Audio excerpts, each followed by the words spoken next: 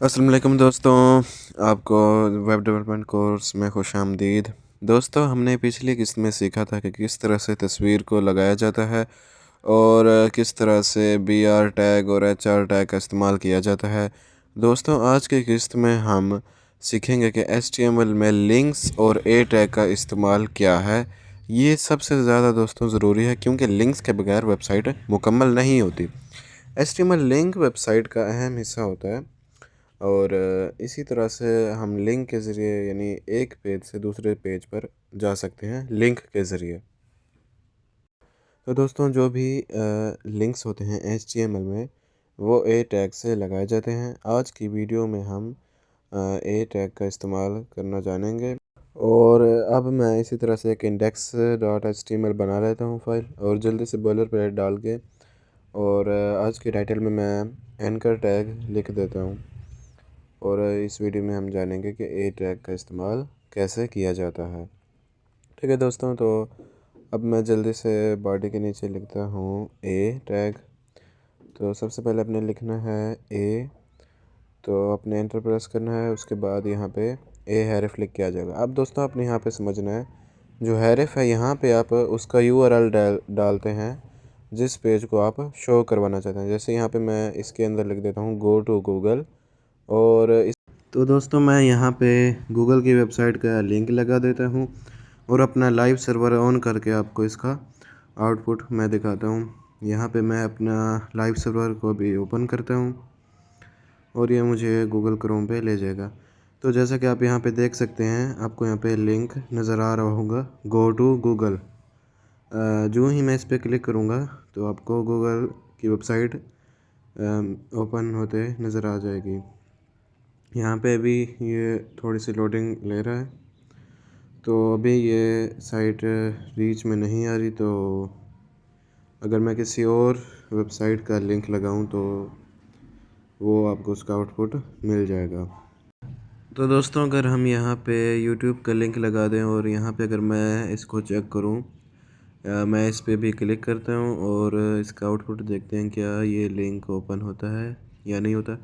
इसी की वजह ये भी हो सकता है कि अभी मेरे ख्याल से नेटवर्क का कोई इशू हो, तो इसी वजह से अभी मुझे नहीं दिख रहा। तो अब यहाँ पे देख सकते हैं, यहाँ पे YouTube ओपन हो गया है। दोस्तों, अगर मैं आपको एक और तरीके से समझाऊं तो शायद आपको अच्छी तरह से यहाँ पे समझ आ जाएगा।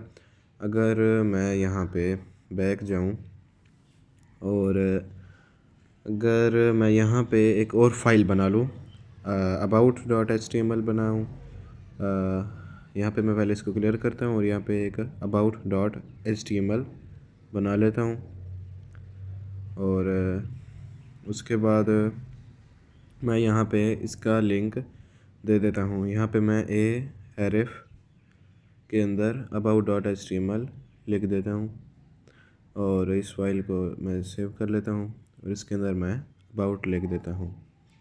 और मैं यहाँ पे भी एक बॉलर प्लेट डाल के और डॉक्यूमेंट की जगह पे यहाँ पे अबाउट लिख दूँगा और बॉडी के अंदर H1 टैग में मैं यहाँ पे लिख दूँगा दिस इज़ अबाउट पेज। इस तरह से मैं इसको लिख देता हूँ दिस अबाउट पेज।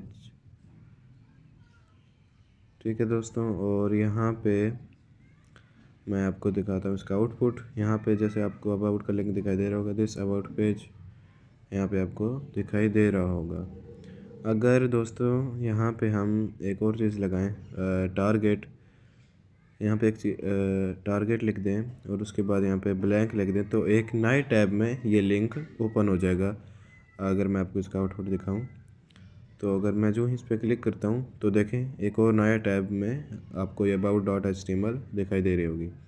तो दोस्तों, इसकी मदद से आप इस तरह से लिंक को लगा सकते हैं और इसकी मदद से आप अपने वेबसाइट को डायनामिक भी बना सकते हैं।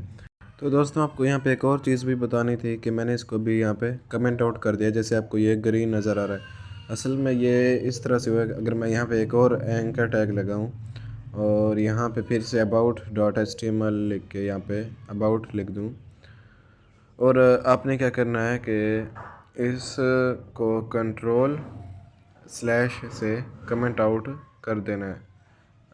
इस तरह से कंट्रोल स्लैश से आप इसको कमेंट आउट कर सकते हैं।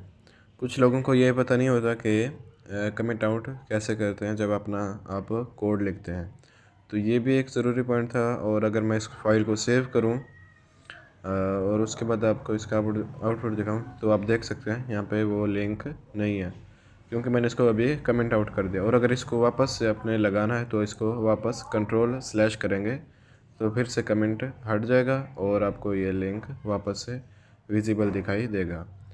तो इसी तरह से आप ए टैग का इस्तेमाल कर सकते हैं। और दोस्तों, आपको ये सारा कोड मैं डिस्क्रिप्शन में दे दूँगा, आप वहाँ गिटहब पे जाके इस कोड का एक्सेस ले सकते हैं। और अगर आपको अभी भी कोई इस चीज़ में कोई कन्फ्यूज़न हो तो आप मुझे बता सकते हैं। दोस्तों, अगर आपको ये वीडियो अच्छी लगी हो तो इस वीडियो को एक लाइक और कमेंट में अपना इज़हार बताइएगा, और मेरे चैनल को सब्सक्राइब भी कीजिएगा अगर आपने अभी तक चैनल को सब्सक्राइब नहीं किया है।